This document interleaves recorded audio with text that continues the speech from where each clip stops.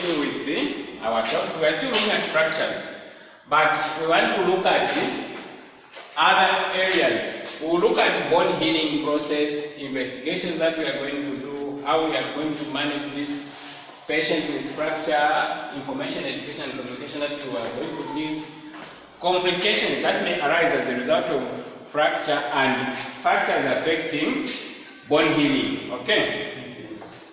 So, if you look at bone healing, it can be stated into 4 stages. There is the 1, hematoma formation.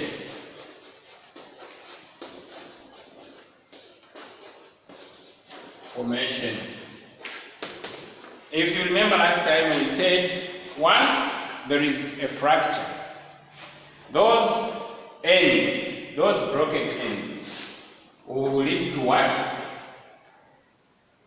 What will happen at the fracture site? There will be bleeding, because we said they will be injured to the blood vessels as well as the surrounding tissues. Because once there is a fracture, those edges tend to be sharp and may injure the surrounding tissues, blood vessels inclusive. So, as a result, there will be hematoma formation.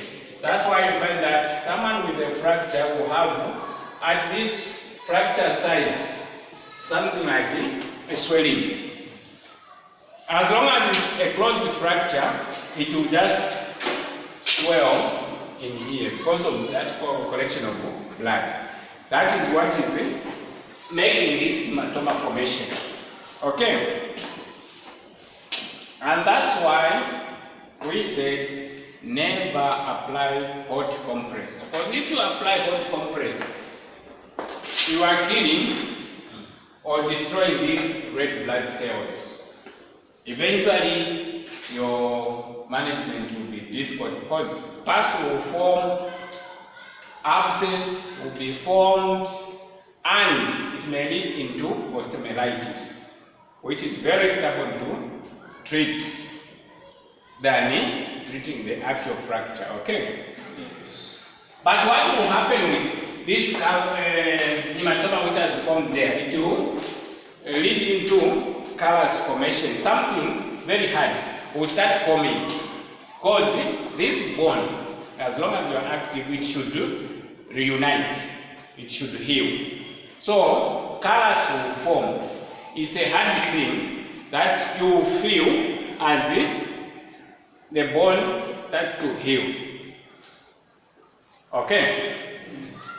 So when callus starts to form, that will be maybe in young ones it can even be as early as 2 weeks, but in elderly it will delay a bit. It may be 3rd or 4th week. That's why in an adult, if you have applied a POP, it should be removed in a minimum period of 8 weeks. Others will say 6 to 8 because of that.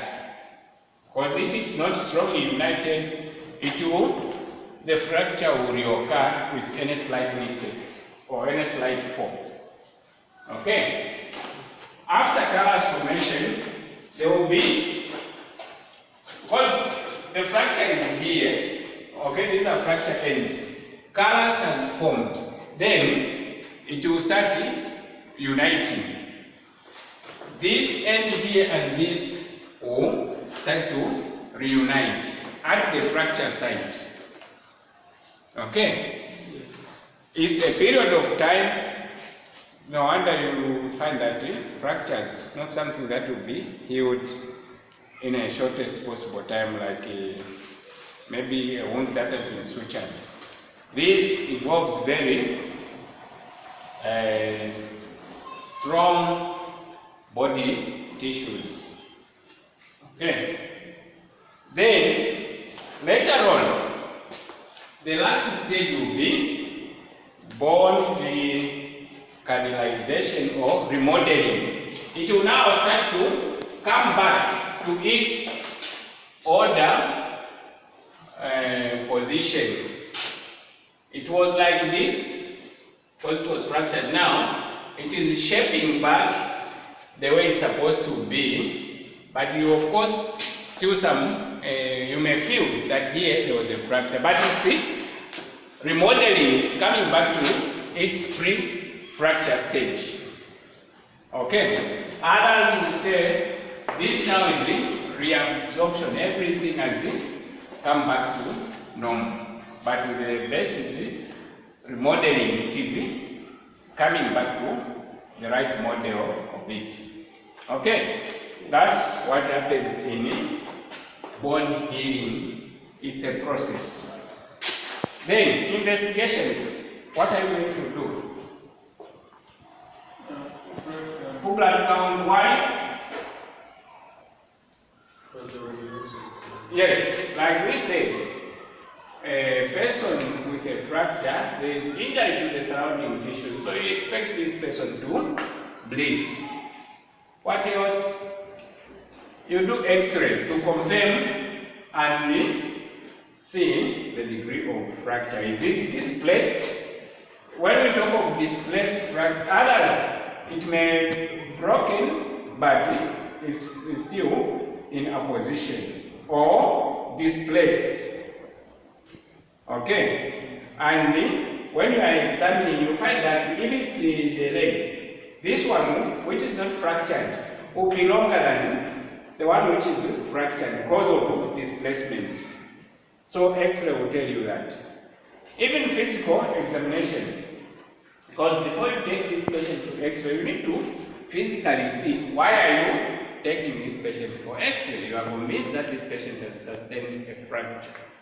Okay? The other thing you can do is to do what? Cross-match. You can do cross-match. In case HB is low, you need to transfuse this patient with a fracture. Okay?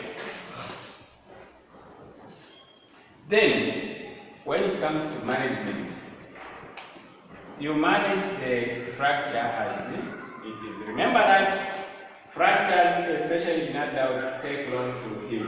So, the initial application, correct measures applied daily will give you a good result.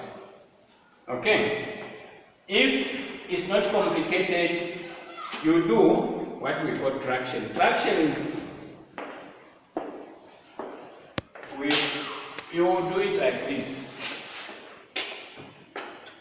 The other side of the bed will be elevated, the rim end, because you need to get some weight. I think it should be 1/3 of one's weight. So what you apply will be pulling this limb so that it remains in position. These fractured ends should be like that, so that if you remember when we say callus formation, whether displaced or not, callus will form. So immediately callus formation starts, you cannot control it unless you want to now go and do open reduction and internal fixation. But that is a cost. Because even you to tell you go and buy screw and plate, you can ask Mr. Daka who has experience. It's expensive. Most of the patients, they don't. And the open reduction, they also need to take you to theater anesthesia. Then afterward, they will need to take you back to theater to go and remove once it has healed. So you see that it's expensive. So that's why there is always need for the surgeon to ensure, the orthopedic surgeon to ensure that these bones, as he or she is applying the traction, is in a position. Then, the other thing, you need to have a fracture board. Because most of the beds, they sag in. So if someone has a fractured femur, then you have problems in the healing of that bone. Okay? So it's supposed to be on straight, flat surface. And never tamper with the traction and its weight, because by so doing, you may find that it becomes displaced again and your purpose will not be achieved. Others, if they are complicated or healing is difficult, they may decide to do ORIF, opening reduction and internal fixation. So actually, they put the plate, screw and plate. Okay. But the problem, like I'm saying, very few hospitals have that. And telling you to buy is quite expensive. Okay? So the best, uncomplicated cases, we just apply POP, plaster of Paris. She do tell you, I didn't make a do. And that's not to taste, just that it's white. No component of taste there. It's just some special cement. Okay, so POP is the cheapest, because even if they tell you go and buy six rolls, you manage. Okay. Any question so far before we proceed to ICE? Okay, IEC. What I'm going to tell this patient: limit the movements. Don't tamper with the traction, which is contraction. If it's on POP, tell this patient it will be irritating, but you'll find that someone will even look for a razor blade or a scissors to start cutting it because it's irritating. But tell him or her that it will be irritating, but the healing will be to his benefit. Alright? That's the most important thing, and avoid any unnecessary movement. Unnecessary movement, if or traction has already been applied, it will displace. Then the healing, like we said earlier, will be a bad one or undesired one than as desired by the surgeon. Okay. Then even that, let this person be having a balanced diet, a lot of calcium, because that's the one which will promote bone healing. Also, that green vegetables, in case someone bled during injury, to replace the red blood cells. It's only in that green vegetable, not in beef. Okay. And I advise this person, time for discharge will come and will require to use the clutches, because even after that 8 weeks, it's not completely healed.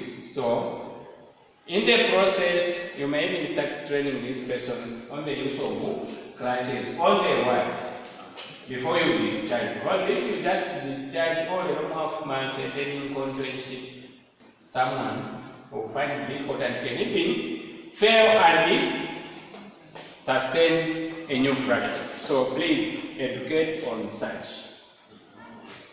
How about the complications? What complications may arise as a result of a fracture? Yes? Bleeding resulting into anemia. What else? And there will be a question of stomatitis. Yes. Remember, please, never ever apply hot compress. That will be the start of osteomyelitis, and it's a very stubborn condition. And it requires a lot of culture and sensitivity for you to just need the right drug for it. So please avoid. At times they will blame you because you had put a POP, then they will not say, we applied the hot compress. POP will be cooking. The hot compress they applied cooked. You just find foul smell. You open, it's bad. So please, even when you are receiving this patient, interview them. What did you do at home? Because if they applied hot compress, it has killed the RBCs. Better you just put a back slab and observe. Okay, there will be osteomyelitis. Even healing by displacement, it will not be. It's a complication. You can imagine you have a straight limb. When it heals like this, how will it be? It will not be long and equal to the other. So someone will be as if he's riding a bicycle like compress. So please, those are some of the complications that you may find. How about factors affecting bone healing? We said age. Bone healing is quicker in young ones than in adults. Because for a child, even in 4 to 6 weeks, you can remove the POP, but for an adult, it's longer period. Okay. Then diet also affects them. You need to have food rich in calcium. Okay, balanced diet, but calcium is a must. The other thing would be the type of fracture. If it's the compound, it will be slow to heal, unlike maybe green stick, colles. Those they will heal faster, but where some other fragments are there, it's difficult to heal. So the type of fracture also will determine how fast or how good the healing will be. Also movement.